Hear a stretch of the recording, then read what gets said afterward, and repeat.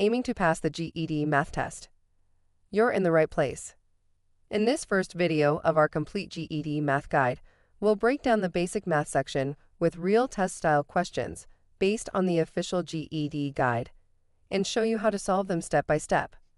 Stick around to the end, and I'll show you where to get a free practice test that matches everything you've learned. Arrange the numbers from least to greatest. To pass the GED Math test, you need to know how to place fractions and decimals in order. For this question, there are several good ways to solve it. My preference is to convert the fractions into decimals and compare the decimals. First, we convert the 1/2. Most people know that 1/2 or half is the same as 0.5. If you don't know it, please memorize it now. Next, we will convert the 3/10. When the denominator of a fraction is a multiple of 10, such as 10, 100, 1000, and so on, you can convert it easily by following this rule. Start with the numerator. In this case, we start with the 3. Place a decimal point at the end and move it to the left as many places as there are zeros in the denominator. Since the denominator is 10, with 1 0, we'll move it one place to the left. So we have 0.3, which is the same as 0.3. Mastering this decimal shortcut is important. You can use it to instantly convert the percentages part on the final question, so remember this process. Now let's arrange them from least to greatest. We compare the first digit after the decimal. Since 2 is the smallest, 0.2 is the least. This is followed by 0.3, which represents 3/10. Then followed by 0.5, which represents 1/2. Then finally 0.75.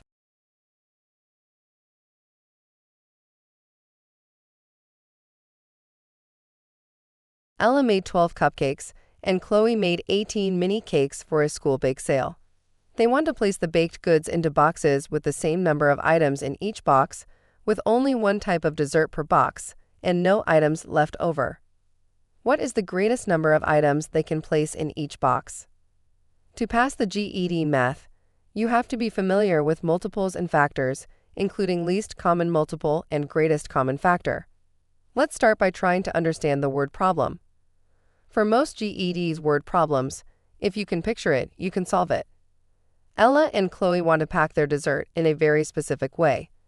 Each box must have the same number of items, like every box has 3 or 7 or 9.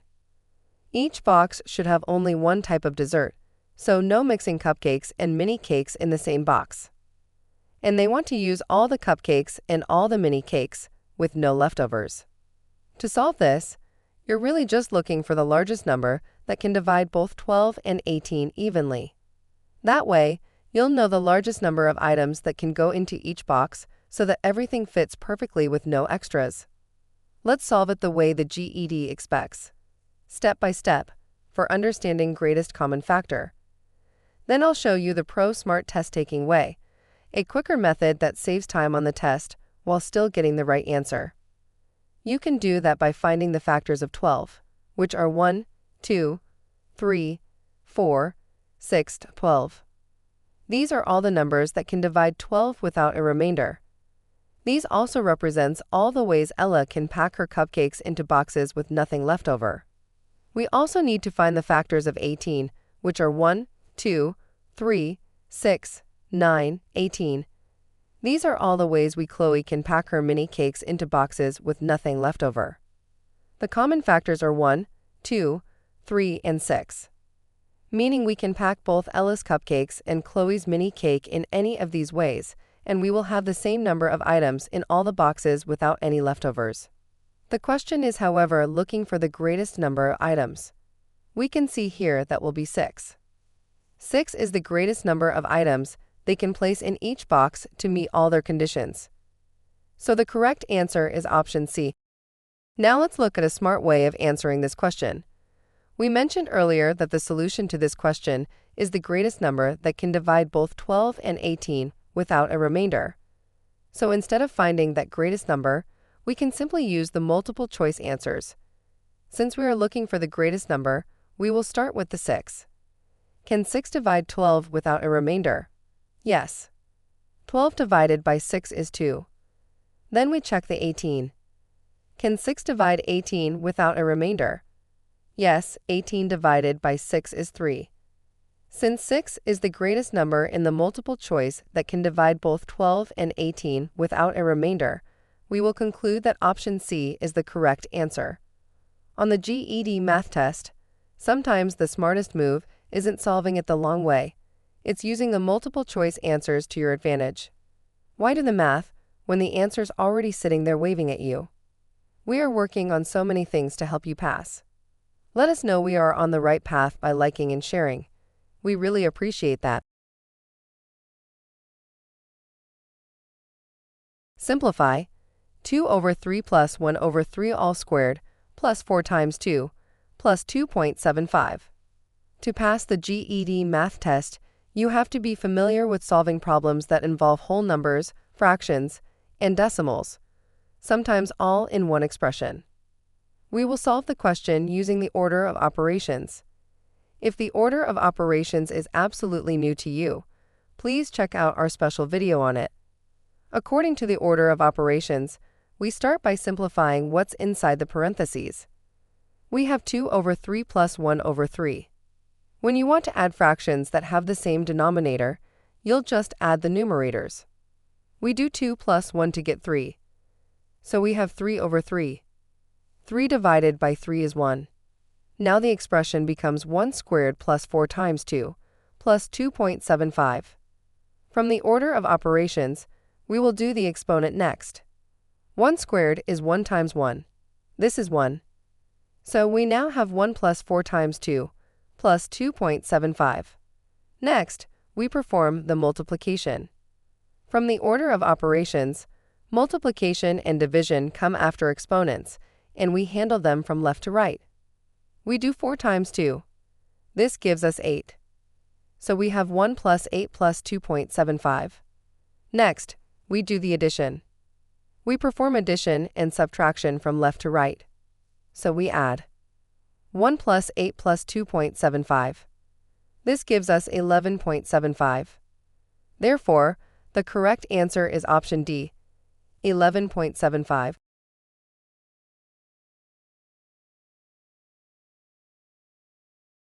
On a map, 1 inch represents 5 miles.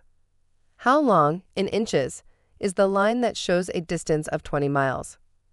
To pass the GED math test, it's important to understand how to use scale factors to convert dimensions between scale drawings and actual objects. There are different ways to solve this type of question, but in this case, we'll use the proportion method. This method allows us to set up a ratio and solve it using cross multiplication. We are given that 1 inch represents 5 miles, so we can write that as 1 inch equals 5 miles. The question asks how many inches would represent 20 miles. Since we don't know how many inches that is, we'll use x to represent it. That gives us this relationship, x inches equals 20 miles. Next, we cross multiply. 1 times 20 is 20. 5 times x is 5x. So we have 20 equals 5x. Now we solve for x. To isolate x, we divide both sides by 5. The 5 cancels out, leaving us with just x. 20 divided by 5 is 4. So the line on the map should be 4 inches long. Therefore, the correct answer is option D.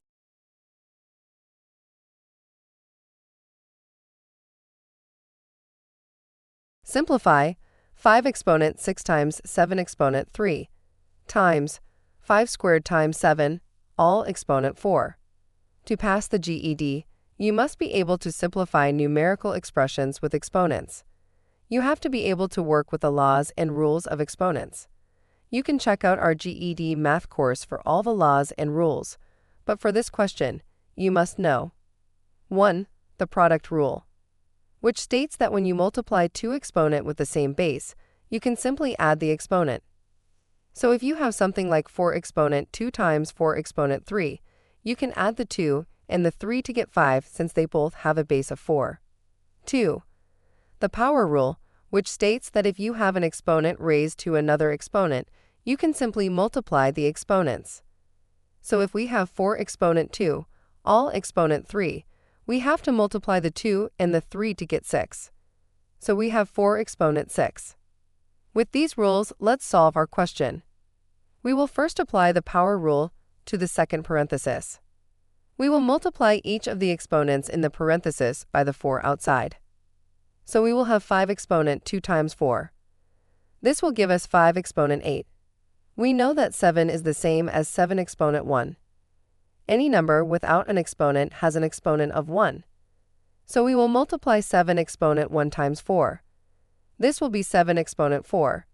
Now we have 5 exponent 6 times 7 exponent 3 times 5 exponent 8 times 7 exponent 4. We can rearrange them so that we have the ones with same base next to each other. Now we can apply the product rule. When the bases are the same, we can add the exponent. We can add the exponents of the base 5. We have 6 plus 8. This will give us 5 exponent 14. We can also add the exponent of the 7. We have 3 plus 4. This will give us 7 exponent 7. Therefore, the correct answer is option A, 5 exponent 14 times 7 exponent 7.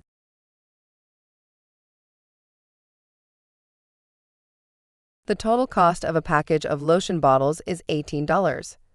The package includes 6 packs. Each pack contains 2 bottles.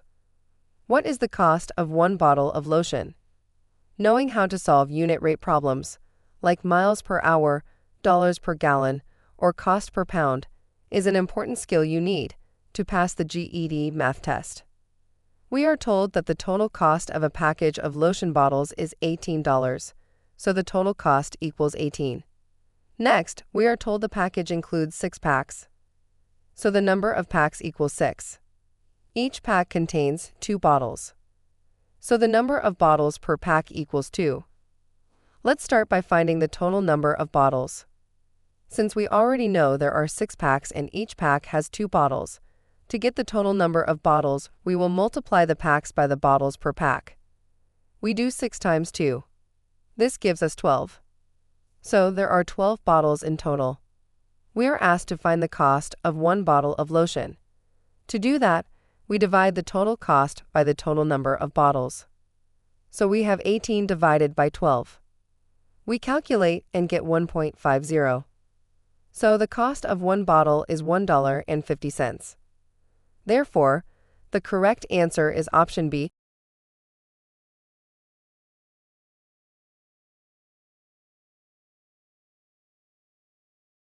Which of the following expressions is undefined within the set of real numbers?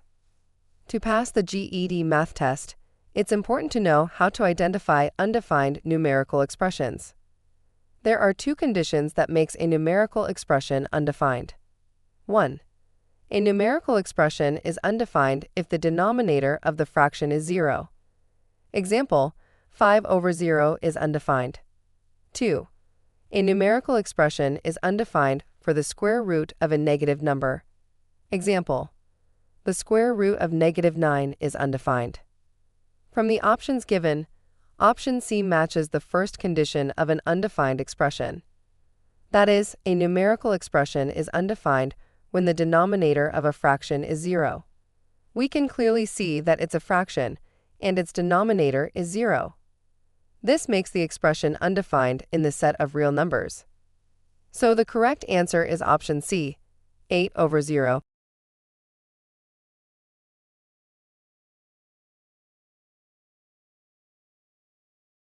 Simplify the expression 5 times root 3 minus 2 times root 3 plus 7 times root 2.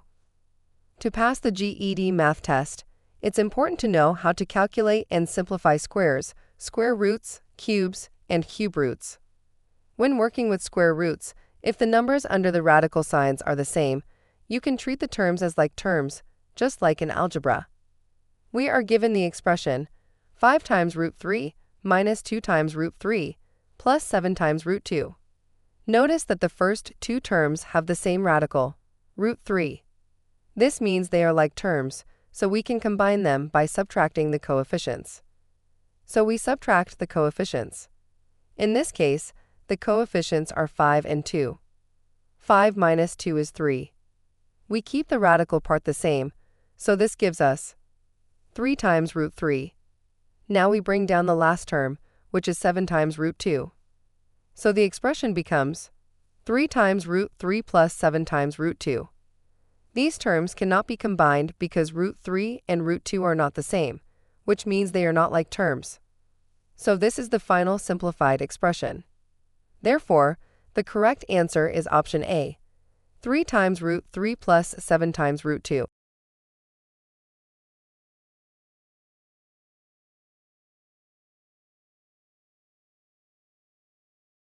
The points -2.5 and 3.5 are plotted on a number line. What is the distance in units between the 2 points? To pass the GED Math test, you need to understand how to find the distance between numbers on a number line using absolute value. To find the distance between 2 points on the number line, you will have to find the absolute value of one of the numbers minus the other number. The vertical bars here represent absolute value. It doesn't matter which number you choose as A or B, because the absolute value will make the result positive either way. For this question, we'll let -2.5 be our A value and 3.5 be our B value. So we take the absolute value of -2.5 minus 3.5. Now we subtract. -2.5 minus 3.5 is -6. So we have absolute value of -6. The absolute value of any number is the positive of that number. The absolute value of -6 is therefore 6. Therefore, the correct answer is option B, 6.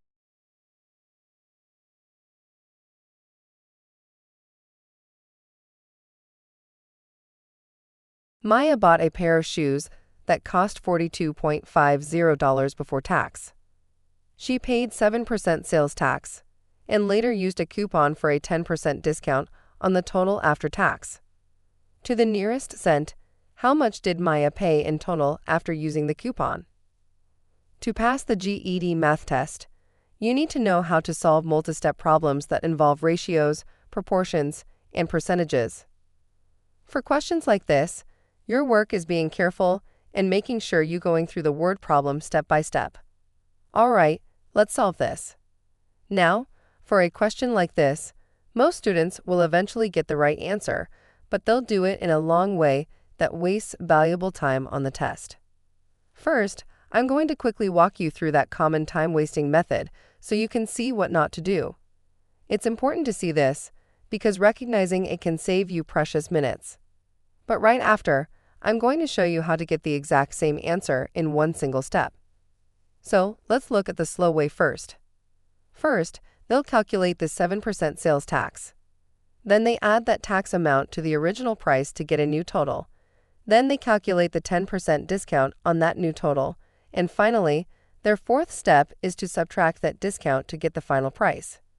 You see all those steps. While it works, it's 4 separate calculations. On a time test, that's too slow. Now let me show you how to solve this the fast way by building a single calculation straight from the question. First, the problem says Maya bought a pair of shoes that cost $42.50. So let's start with that number. Next, it says she paid a 7% sales tax. To include the tax in one step, we think we're paying for 100% of the item plus 7% for the tax. That's a total of 107%. 107% means 107 over 100. We can simplify as a decimal as 1.07. So, let's multiply our starting number by 1.07. Then, the question says she used a coupon for a 10% discount on the new total. This means she only has to pay 90% of that new price. 90% is 90 over 100. As a decimal, that's 0.90. So we'll multiply by 0.90. This is the one step you need. Now we multiply. 42.50 times 1.07 times 0.90 equals 40.9275. When we round that to the nearest cent, we get our final answer as 40.93. And just like that, You solved a 4-step problem in one single calculation, saving you time and effort. The correct answer is therefore option A.